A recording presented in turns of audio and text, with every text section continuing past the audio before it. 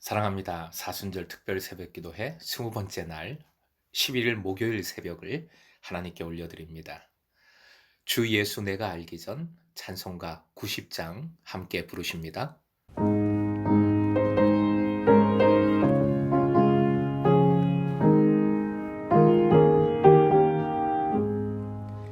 주 예수 내가 알기 전 날 먼저 사랑했네.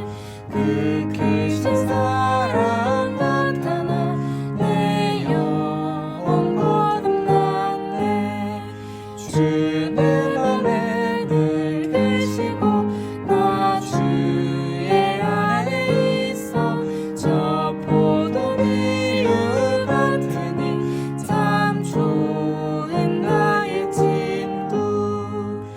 내 진실하신 친구여, 그 은혜 내려주사 날 항상 보호하시고 내 방패 되옵소서.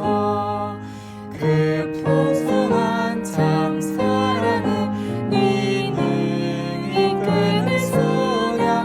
날 구원하신 예수는 참 좋은 나의 친구. 이 시간은 김윤화 지사님 기도 인도해 주십니다. 세세토록 영광 받으시기에 합당하신 하나님 아버지, 사순절 새벽 예배를 주님께 드립니다. 감사와 찬양을 받아 주시옵소서. 저희는 늘 주님을 믿노라 하면서도 저희 믿음 적음을 용서하여 주옵소서. 주님, 이 땅은 코로나로 인하여 어려운 상황입니다. 그리할지라도 믿음을 굳게 지키며 나아가길 소망합니다. 너희 염려를 주께 맡기라고 하신 주님, 저희는 질그릇같이 연약합니다. 주님께서 눈동자같이 살펴주시고 때를 따라 있어야 할 것으로 채워주시며 또한 구름기둥, 불기둥으로 인도하여 주심을 굳게 믿습니다. 이 시간 주시는 말씀 위에 성령을 기름 부어 주시옵소서. 사순절 기간 주님을 묵상하며 또한 부활의 주님을 소망합니다. 죽음 권세 이기시고 승리하신 예수 그리스도 이름으로 기도드립니다. 아멘. 사순절 묵상집 오늘 날짜 허락하신 하나님 말씀 요한복음 15장 4절에서 5절까지의 말씀입니다. 함께 읽겠습니다. 내 안에 거하라 나도 너희 안에 거하리라. 가지가 포도나무에 붙어있지 아니하면 스스로 열매를 맺을 수 없음 같이 너희도 내 안에 있지 아니하면 그러하리라. 나는 포도나무요 너희는 가지라. 그가 내 안에 내가 그 안에 거하면 사람이 열매를 많이 맺나니 나를 떠나서는 너희가 아무것도 할 수 없음이라. 오늘의 기도 제목, 도끼 든 나무꾼이 아니라 가지로 살게 하소서. 도끼 든 나무꾼이 아니라 가지로 살게 하소서. 오늘 말씀에 따라 비유적인 표현으로 기도 제목을 삼아 보았습니다. 신앙은 결과가 아니라 과정입니다. 내가 원하는 것을 얻어내는 것이 아니라 뜻에 순종하는 것입니다. 믿음이라 함은, 영성이라 함은 하나님을 믿음으로 내가 원하는 결과를 얻어내는 것이 아니라 주님과 동행하는 삶, 그 삶의 과정 자체입니다. 우리가 복이라든가 또는 비유적 표현인 열매도 반드시 이러한 관점이 요구됩니다. 사실 오늘 묵상집 부분을 쓸 때에 연결된 구약의 말씀들이 많은데 이렇게 특세 설교 때 말씀을 드리고자 생략을 했습니다. 혹 나무나 열매하면 생각나는 구약의 말씀이 있습니까? 가장 대표적인 것이 시편 1편이겠습니다. 복 있는 사람이 어떤 사람인지를 참 은혜롭게 알려주는 말씀이지요. 시편 1편 3절 말씀 읽어드립니다. 오직 여호와의 율법을 즐거워하여 그의 율법을 주야로 묵상하는도다. 4절은 화면 보시고 함께요. 그는 시냇가에 심은 나무가 철을 따라 열매를 맺으며 그 잎사귀가 마르지 아니함 같으니 그가 하는 모든 일이 다 형통하리로다. 아멘.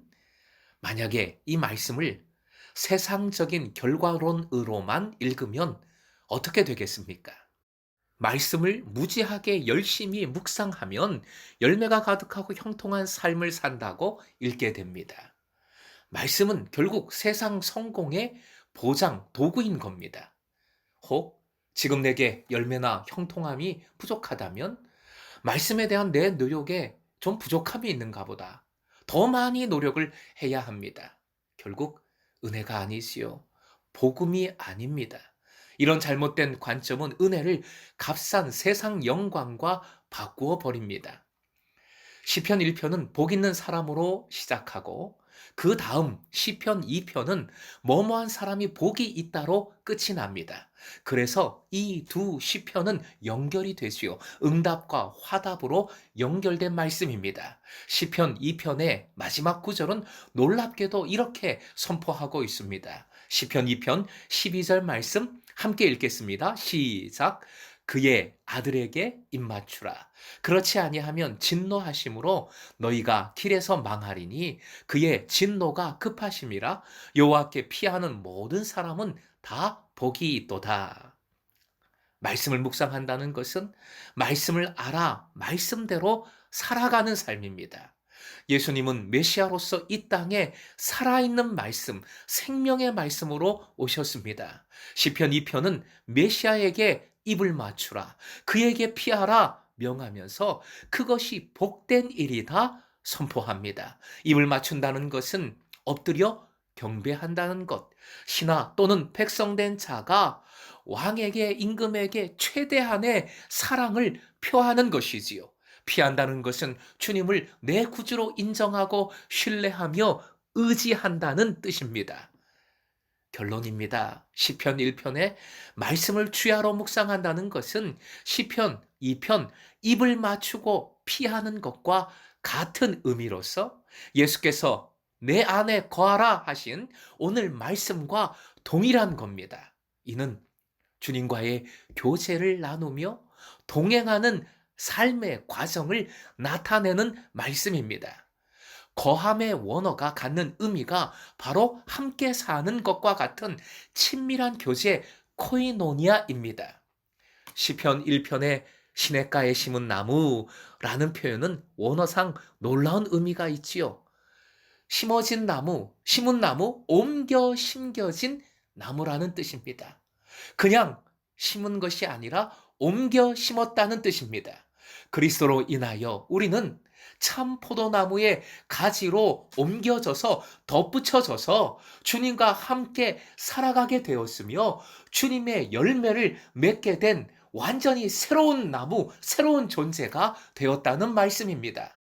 주님의 열매, 주님께서 삶에서 맺어주신 열매는 세상 영광의 열매가 아니지요. 순종의 열매, 섬김의 열매, 절대 복종하는 열매, 모든 것을 끝까지 사랑해 주신 사랑의 열매입니다.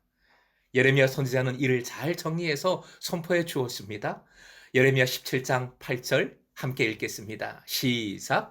그는 물가에 심어진 나무가 그 뿌리를 강변에 뻗치고 더위가 올지라도 두려워하지 아니하며 그 잎이 청청하며 가무는 해에도 걱정이 없고 결실이 그치지 아니함 같으리라.